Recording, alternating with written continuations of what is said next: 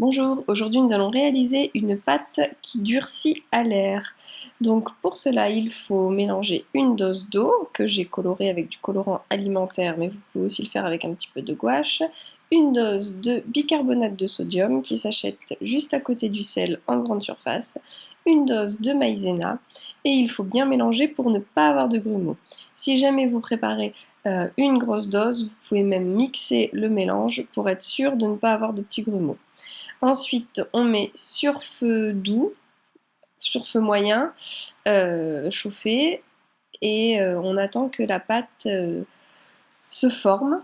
Donc petit à petit, il y a des petites bulles qui apparaissent et la pâte va devoir former une boule. Et la pâte est prête quand elle se détache parfaitement des parois et qu'elle ne colle pas. Ici, la pâte se détache bien des parois. Je continue à la travailler un petit peu avec la spatule en gardant le feu allumé. Puis quand je vois qu'elle commence à bien prendre forme et qu'elle s'est un tout petit peu durcie, eh bien je vais la laisser refroidir 5-10 minutes avant de commencer mes premiers modelages. Donc la pâte a refroidi, je la pétris un petit peu et je vérifie qu'elle ne laisse pas de résidus ni sur les mains ni sur le plan de travail.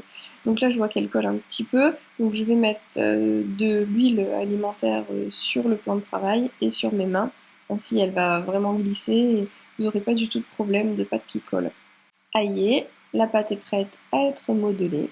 Donc une fois que le modelage est terminé, il faut le laisser sécher. Il faut compter au moins 2 nuits, euh, voire plus si la réalisation est très épaisse. En séchant, le sujet va devenir très dur, aussi dur qu'un sujet réalisé en pâte fimo.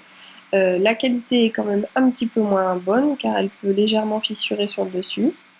Mais pour bricoler avec des enfants, ça reste une pâte qui ne coûte pas cher et qui donne de très bons rendus.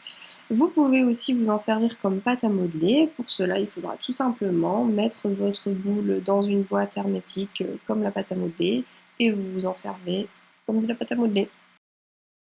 Pour plus d'activités, Visite le site mathieutype.com. et n'hésite pas à nous suivre, devenir fan et partager.